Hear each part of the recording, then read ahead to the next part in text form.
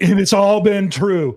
All right, here we are. Welcome to Win the Day live stream, where we talk about winning the day as a real estate agent. I was just talking to the girls here. Mark's traveling today. I was talking to him about when I got into real estate 20 plus years ago. I hired a coach day one. Wasn't day one. It was either day 2 or 3, but I hired him before that, and we had the first day or whatever. And I distinctly remember his name was Vic Pettiville. It was a Mike Ferry organization. He was great. I've been so fortunate. I've had some of the best coaches in this business. But at any rate, I pick up the phone, and he introduced himself, and he said, before we get started, I need to ask you a question. I'm like, all right, shoot. And he says, how much money do you have? And I was like, what's up? You need a loan or something? What are we doing here? And he said, because this is going to be harder than you think. It's going to take longer than you think, and it's going to cost more than you think. And I want to know who I'm getting into business with. And at the time, I was like, all right, tough guy. Oh, I got plenty of money, all this stuff, right? And you know what? It was harder than I thought. It took longer than I thought, and it cost more than I thought. Now, it's been great. I've had a great career, awesome career. Some have had better, a lot have had worse. And it's amazing how that advice and mindset is held up. And the reason why I came up here, I was talking about this call, right, that we do every morning is for realtors. And I'm surprised that more realtors don't get on. I thought that conversation yesterday was unbelievable, right? The knowledge, the plan of action, all of it was magic. You should go back and listen. If you're listening to this now, go back and listen to yesterday's. Go back and listen to every day. You guys, Destiny's just getting started. She's new. She's probably a lot like y'all. Julie's been doing this a long time. She focuses on referrals and relationship building and stuff like that to do her business. I've been doing this forever. 1,500 plus transactions, 700 million in sales plus. I focus on lead gen, outbound calls, aggressive lead gen. Okay. There's a million ways to do real estate and be successful at it. Some people crush as buyer agents. Some people crush as open house people. Some people crush with going to conventions and getting referrals and all that stuff, right? I crush on knocking on people's door and saying, hey, when do you sell it? Right?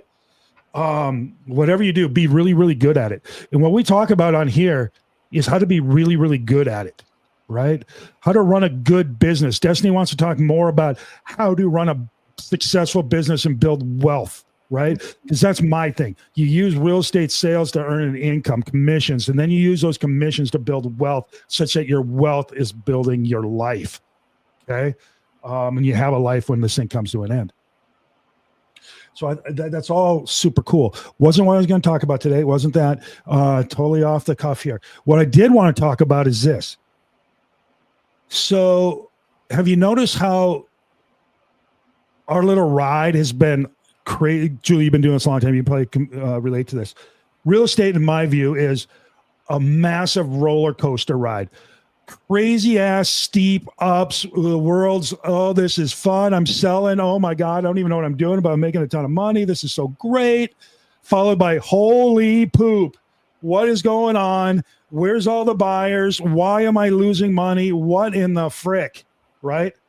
And it's up, down, and then there's a turn, right? Like we just came off this. In 2019, the market was supposed to slow. It was slowing. It was supposed to slow. A correction, a gentle correction, supposed to happen. COVID hits, and we all, whoa, here we go. Gary Keller says, cut to the bone. Don't cut the bone, but cut to the bone. It's going to be hard. Get rid of any expense you don't need. Hang on, right? But that didn't happen. It went the other way.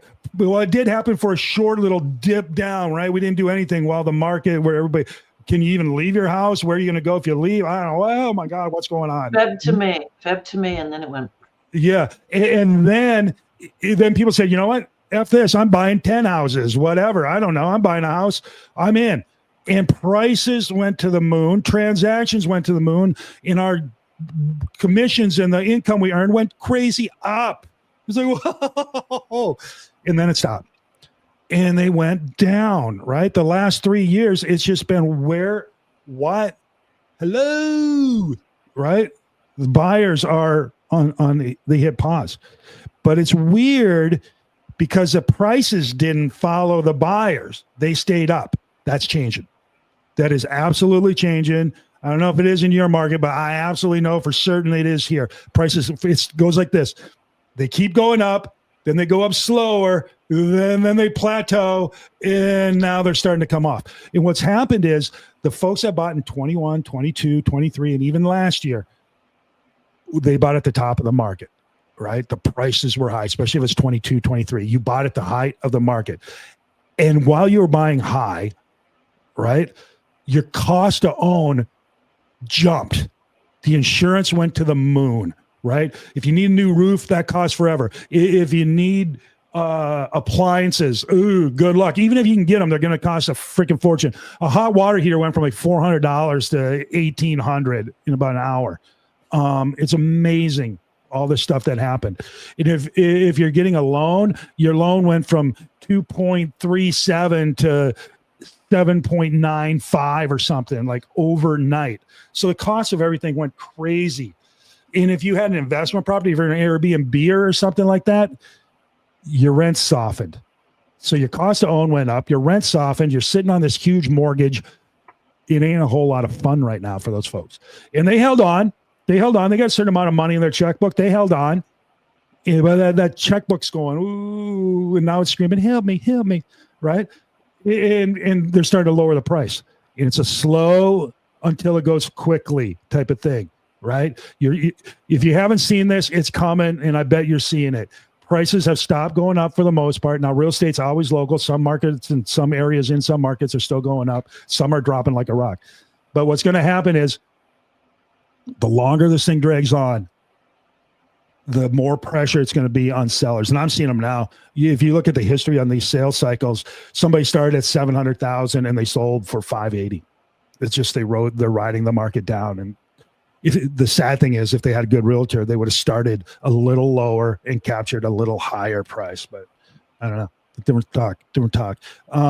But get ready, because the floor of this market is about to give way, right? The people selling today are setting the new floor that the people behind them is going to be their ceiling. When the market goes down, that's what your floor is, the next person's ceiling. And then they take a little lower, and they take a little lower. And pretty soon it's like that ice breaking game when we were kids. You had that little thing and everybody would pick at the ice and a cube would fall out. And eventually the whole thing gives way. And that's going to happen. It's going to happen in 2025 is my guess. And you're going to see a steep drop in prices. And sellers will get hurt. Some that bought late, the ones that bought pre-COVID, they're saying, unless they refied it out at something weird or did something crazy, they're going to see their values drop. And the buyers are going to go, yeah, baby, here we come, right? And they're going to step in and they're going to start buying. It'll be slow at first, and then you'll see price wars and bidding wars and all that stuff, and the whole ride will start over again, and prices will go up, and away we go. So what I'm telling you right here, right now, people, is get as many freaking listings as you can. I don't want to take listings because nothing's selling. A guy actually said that to me once back in the day. I'm not taking any listings so they're not selling. I'm like, yeah, you keep that up. I like where you're going with this. It's a good idea. And I took every freaking listing I could get, right? And we sold the heck out of them. It took a while. Like right now, I'm just going, we're nearing. We'll probably have 70 listings here pretty soon. And I'm just like, that's 70 signs, 70 photography fees. Phone here. Have you heard it ring? Me either. The buyers aren't in yet. But pretty soon, this thing's going to sound like, have you ever seen when a stock market thing, when they all start, it's the bell rings and they all, blah, blah, blah, and they start bidding? Get ready. Get ready. The market's going to drop. It hasn't dropped yet. The market's going to drop. All those people who bought in 22, 23, 24 that are just barely hanging on are going to combine with those that have to sell anyway, death, disease, divorce, all that stuff. And it's going to create a healthy brew of a lot of inventory. If you haven't seen the inventory go up, it's starting to creep up. It is starting to go. It's going to be nuts. The goal is to hang on and get as many listings as you can, get as many buyers lined up as you can. Because when that goes, look out. People are going to start running and you're going to grab everything you can. All right. Julie, does this sound like anything you've lived?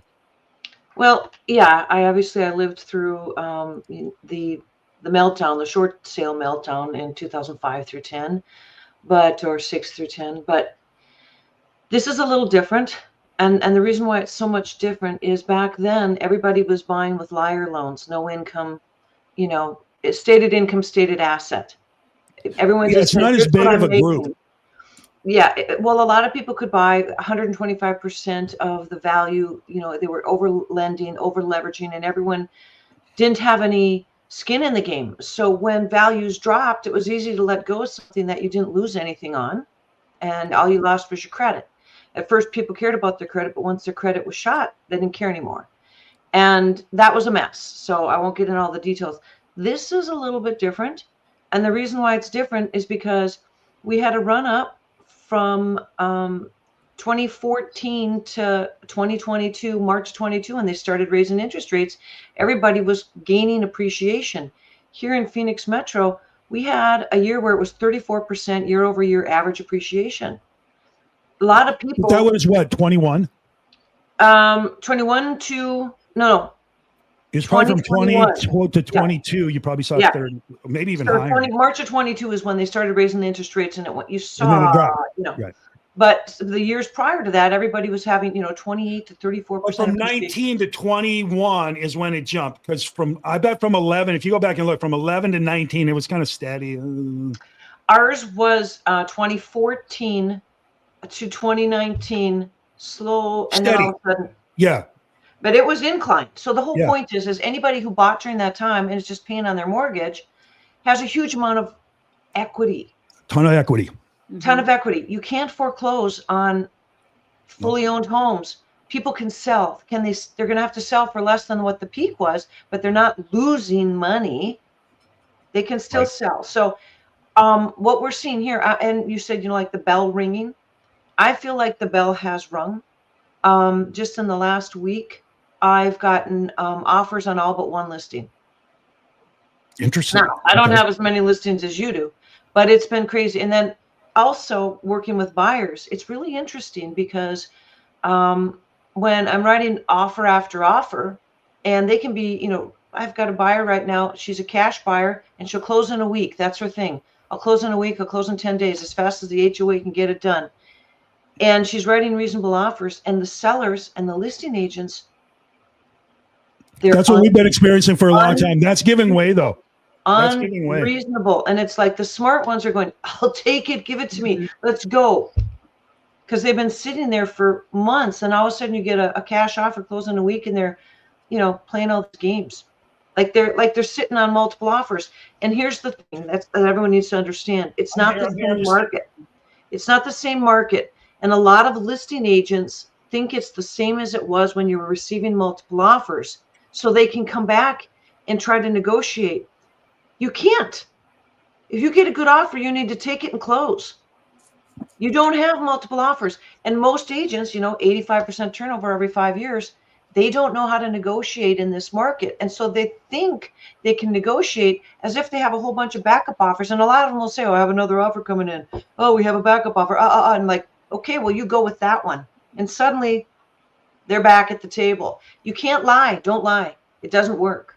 So you just got to understand, when you get offers as a selling agent, if it's reasonable, take it. And as a buyer's agent, write reasonable offers. And if they're not reasonable, move on to the next. You've got lots of choices. But I would say right now is a great time to have buyers. It's a good time to be buyers. Yep. Here, look at this. I'm going to show you. This is an example. I pulled just random. This is random sale. I pulled. Came on the market. This guy bought this condo, $825,000 on 7/30 of 2020. He put it on the market on 5/26 of 2023 for $1,799,900, basically 1.8. Okay. That is May of 2023. He lowered the price in August from 1.8 to 1.75, 115 days later. Okay. He hung on that price until 12/19 where he dropped it to 1,625. He hung on to that price till August of 20, a year later, to 1.5. So he started at 1.8. Now he's at 1.5. And he just sold for 1.3. Yep. So he started at 1.8, sold for 1.3, $500,000 lower. Now keep in mind, he only bought for 800,000, so he made a good amount of money on it. But this is the market that we're dealing with. Sellers are going, they're coming on the market. Let's see if we get our number, and then they're not, and they're like, let's lower it $800. Let's lower it $5, and they start chasing the market. But Well, when this guy sells, I'll guarantee you, when this guy sells for 1.3. Somebody sitting there at 1.4 just went, uh-oh. Well, here's the other thing that's happening. You have realtors that look at, oh, they listed it at 1.8. They sold it for, 1.3. Look at how much money they lost. He didn't lose a penny. Well, do the he math lost correctly. paper money or whatever, theoretical money. Here's my point. If you were good at real estate, you may have listed for 1.8, tested the market, but when you didn't get 1.8, you jump to 1.5 fast to see if you can get 1.4, 1.45. You don't ride it down. One of the metrics I use, and everybody come up with a metric, okay? So whatever you use to view who's looking at your listing, whether I use one number all the time so I have a consistent benchmark, and that is views from our Flex MLS, okay? And it doesn't matter what benchmark you use, whether it's, I don't know that I would trust, Zillow or Redfin, but who's viewing your property in person and online? And if you don't get your metric every week, you're having a conversation on Monday morning with your seller. Every single week. So if we don't get, my metric is 400. If we don't get 400 views a week, we're talking about a price reduction on Monday morning, or something about the property needs to change. Because we're using a professional photographer, we're doing all the things to market it properly. We're generating the opportunity for views. So you should be getting 5 in-person viewings. This is my metric in my market, and 400 online viewings. And I'm not talking about Zillow. I'm talking about our Flex MLS. And if they're not getting 400, and it's declining as the days go on, you're not suddenly going to get a pop unless the interest rates drop or something major changes. So you got to be proactive as a listing agent, and you give the numbers to your seller and you say, what do you want to do with this? Here's the information. Here's how many homes are selling. There's 32 in this bracket of your price range. And one, according to our metrics from last year, one's going to sell this week, 2 next week, and the following, if we stay on last year's metrics. So you are competing against 32 other sellers, and you're listed at number 17 of those in terms of price per square foot. You give them the numbers and say, you decide. What do you want to do here? Here's another one. You can't see it, but here, I'll tell you the numbers. These are just random. I pulled them. Guy lists in December of 23 for $1,700,000. And he rides it down. $1,409,900. Sells for $1,300,000. They just ride it down. Maybe it's the same one. Here, I'll tell you a different one. How about that? Here's one. Yeah. I'm watching that happen too. Here's a guy. Here's a guy who prices right. Okay. Price at $525, sold for $500 very quickly in less than 2 months. All right. This is the difference in pricing. Here's one. Let's see, where do you guys start here? I just started pulling these things.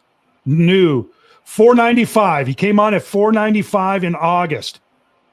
Then he lowered the price to $465 in September, $420 in October, sold for $399. Rode the market down. Yeah. I was talking to a realtor yesterday, showed my client this house, listed at, I can't remember, let's say 1,430. And I said, she's interested in this property. We're looking at the comps, blah, blah, blah. And I, without writing the offer, because she is cash closing in 2 weeks, will they take 1,285? Oh no, we have multiple people. We're expecting 2 other offers. Da da da. I'm like, okay, well, let me know if that changes. And her 2, 3, 4 offers. That's weird. They didn't come in. Yeah. Can you get that on paper for us, please? It's not the same market. And I know John mentions he only got 2021 multiple offers. Here in Phoenix Metro, up until literally when they started raising interest rates, which was March of 22, going back to, and I'm thinking one of the first buyers that I had multiple offers, it was 2018. And it was, if you priced it reasonable, you could, even people will price Even it in this market, if you price it right, you'll get multiple offers. It was multiple offers. And even now, if you price it aggressively, that's going to happen. Just Destiny, have you run into that? The numbers. Show them, here's how many homes are going to sell this week, this month, and here's how many are in your competition, and here's where you're priced. And then when you don't get the right amount of views or the right amount of in-person showings, what do you want to do? Week after week after week. Here are the numbers, here are the numbers, here are the numbers. You're not begging them to lower their price because you're eager to get your commission. You're showing them their home's not going to sell. And do they still want to sell, or do they want to take it off the market and wait for the market to catch up to them? Hey, real quick, this guy who listed at $495 and sold for $399. All these other people that queued off of his listing at $495, price mine at $500, whatever, and he sold for $399. They all just went, uh-oh. And they're all going to race down. And they all are like, he's such a jerk for screwing us on our price. No. It's the smart one who actually paid attention to the market. And then somebody else, you know what? That one sold for $399. Guess what the next one's going to sell for? $375. Yep. Then it's going to go to $360, $350. Do I hear $325? And all these people that bought high, their insurance is high. They need a new roof, the water heater. They can't get insurance. I'm not fixing anything. Yeah. All of a sudden they're like, we'll move on to the next. We got a lot of choices. And then the market. This is what I'm talking about. It gives way. Now, you're right, Julie. There's not nearly the amount of people that there was after the Great Recession that are in deep poop. Yeah, there's not as many people who need to sell. So that's why the market and people with the low interest rates are saying, I'm not going to sell and get a higher interest rate. So we don't have a flood of inventory, and that's what's saving us, is we don't have a flood of inventory. Yeah, get ready. That's about to change. You don't need a whole lot. And here's the deal. Like a roller coaster, some go way up and way down, and some go up and down, right? There's going to be a down. It depends on equity. If people have to sell for any reason and they don't have equity. Divorce. There's one. Yeah. But and then you got the people who bought high, and they can't hang on. And the last 1 to 2 years, there are plenty of people who bought high, and if they can't hang on, something catastrophic happens, they have to sell. They're going to sell.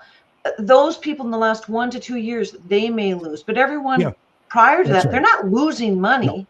Just because the market was up here and they sold here, but they bought here, they didn't lose. The folks in the last few years that are going to cause the downturn, right? And it's going to be short, and it's going to be bitter, but that's where your opportunity. If you're a buyer, you be looking now, right? You be looking now. Time to buy. To be a buyer, because you can negotiate with these sellers. You can get some things, and if the numbers work, if you find a place you like, you love, you whatever, buy it. But if you're going to wait and wait and wait, you're going to wait yourself out of something. The same way these sellers are going to wait and wait and wait their turn out of a sale, because your neighbor who doesn't have the same overhead you have will sell cheap, or your neighbor who has massive overhead has to sell to get out because they can't hang on, whatever. You don't know, and they're not going to tell you. And there goes the neighborhood. The other thing is, if you're taking a list and you're talking to sellers, don't always, my thing is don't fight with them. I show them the numbers and say, do you want to sell now or do you want to wait? Because if you want to hang on to this number, you have to wait for the market to catch up to you. I recommend taking it off the market and coming back on when the market catches up, instead of getting these long days on market. Take it off the market.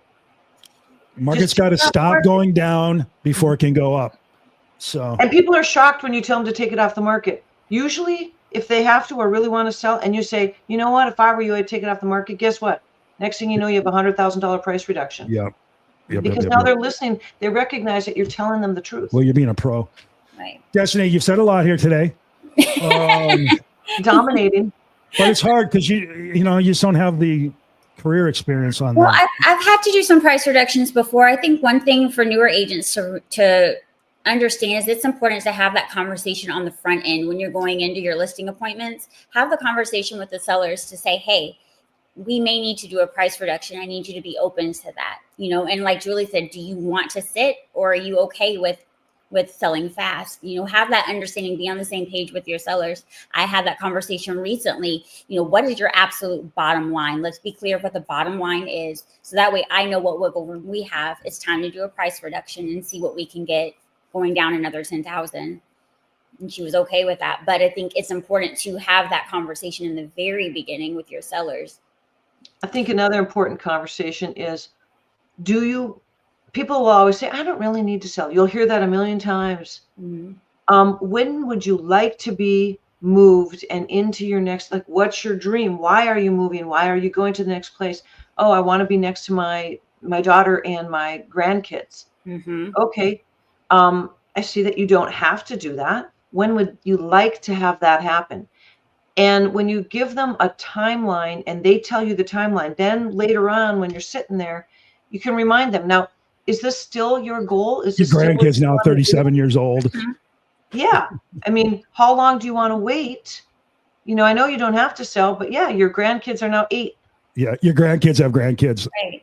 Yeah, I mean, well, and also telling them, especially if they're still paying on this home, you're what are you in this home for? You're making payments when we could get you out of it, and you don't have this mortgage payment anymore. Let's get you on to the next chapter of your life. So, and I've had those conversations before as well. Yep. Get good at it. So here's the deal. Yeah, this one's different, but they're all the same. Prices go up, prices come down, markets go up, markets come down. Why it happens is for different reasons. How long it happens for different periods of time. The steep and sharpness of it is for different, but they're all the same. They go up, they come down. Get ready. The price is going to drop. It'll be a fast, quick correction. If you're a buyer, get going now. Get your poop in a group now. If you're a seller, set the floor. Let everybody else have that be their ceiling. Get out. Don't wait, or be in it for a long haul, like Julie said. So last words, Julie.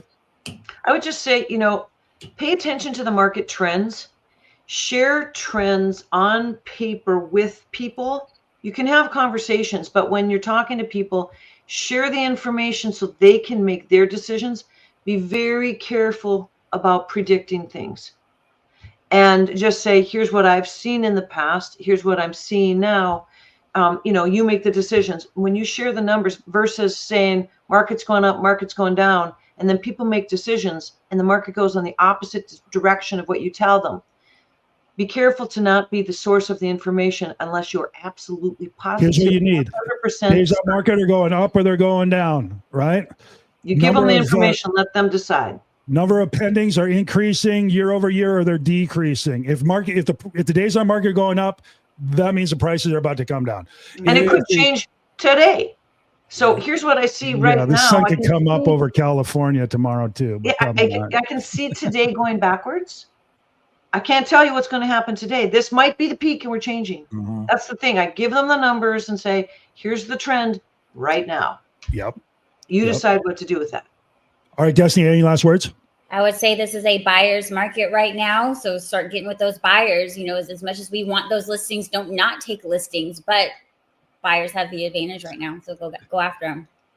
It's for the buyers have the advantage in the sense that sellers will likely negotiate some stuff with them. Yep. All right. It's more of in my view, an even market. If you're willing to pay fair market value, or you're willing to take fair market value, deals can get done.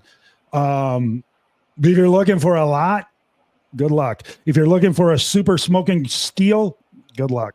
You might find it. You could. If you're patient right now, there's more that's to why choose from, and there's fewer that's buyers. why people leave their listings on the market. You never know. Sucker born every day. All right. It's Friday. Follow up on your leads. Going into the weekend, feeling good about what you got. I'm here to tell you guys, you're going to see some market changes. Nothing stays the same. All right. We'll see you all on Monday. Have a good weekend. Bye-bye. Have a good weekend.